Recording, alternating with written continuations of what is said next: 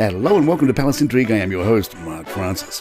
Happy birthday to the King, who will be honoured with traditional ceremonies as recapped by CNN. The festivities will start at 11 a.m. with a special rendition of Happy Birthday by the Band of the Household Cavalry at Buckingham Palace. The palace is where Charles was born in 1948 when his grandfather, King George VI, was still on the throne. That performance will be followed at midday by a 41-gun royal salute from the King's Troop Royal Horse Artillery in nearby Green Park.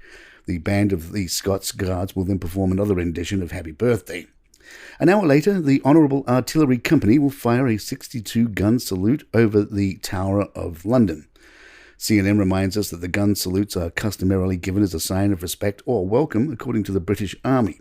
A salute with an open hand was used historically to show that no weapon was concealed in the palm, so the firing of cannon as a salute indicates the friendly intent of an empty chamber. Today, gun salutes are fired in the United Kingdom on significant royal anniversaries. The number of rounds fired depends on the place and occasion.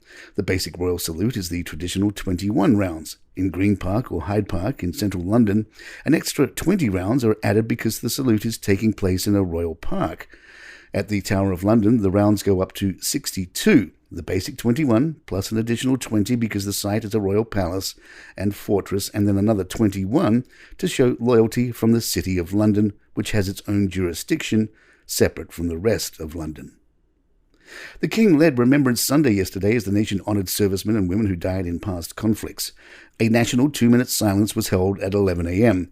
King Charles then laid a wreath at London's Cenotaph. The Mirror reports King Charles appeared to hold back tears. A volley from a gun fired by the King's Troop Royal Horse Artillery from nearby Horse Guards parade rang out to signal the start of the moment of silent reflection, punctuated by the sound of London traffic, and another loud blast marked its end. Charles laid his wreath, its design a tribute to ones used by his late mother and grandmother, George VI, and it featured his racing colours after buglers from the Royal Marines played the last post. One onlooker wrote on Twitter, "Looks as if King Charles was blinking away tears as God Save the King was played. I expect he was thinking of his mother." Another remarked, "To see how emotional our King Charles III looked, visibly holding back the tears." The royal family also had attended the annual Festival of Remembrance in London. Charles, joined by Princess Anne, watched as video of their mother was played.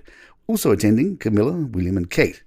The BBC recapped, as tributes were paid to the late Queen, a clip of her was played in which she spoke of the tremendous contribution the armed forces had made to Britain's standing and reputation throughout the world during her reign. Hosting the annual Royal British Legion event, BBC newsreader Hugh Edwards said Elizabeth II had symbolised completely service and duty, which he described as the watchwords of military life. The evening was opened with a rendition of I Vow to Thee, My Country by actor Luke Evans, and also saw performances by Andrea Bocelli and Hallelujah by EastEnders actress Shona Bugatti. The royals joined the crowd to sing Jerusalem after the Remembrance book, which contains the names of British war dead, was brought into the venue. It ended with a rendition of God Save the King and 3 cheers, after which Charles waved to the crowd who applauded as the royal family left. Palace Intrigue will be right back. An inmate in the United States is suing the royals over their alleged use of spy technology or satellite monitoring to invade his privacy and manipulate him through death threats. Garrett Mu Salif Cerezo's handwritten 4-page suit filed October 21st is pending in federal court.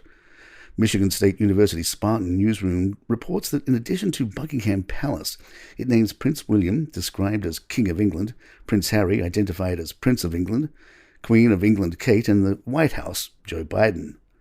The defendants know me because I have been to Buckingham Palace in 1988 and they speak to my family and parents over the phone, the suit says. The defendants do violate my rights and so close to treason. As for damages, the suit says, I should be paid a payload, and a separate letter he sent to the court asks for $75,000 for a car and a house. And there you have it.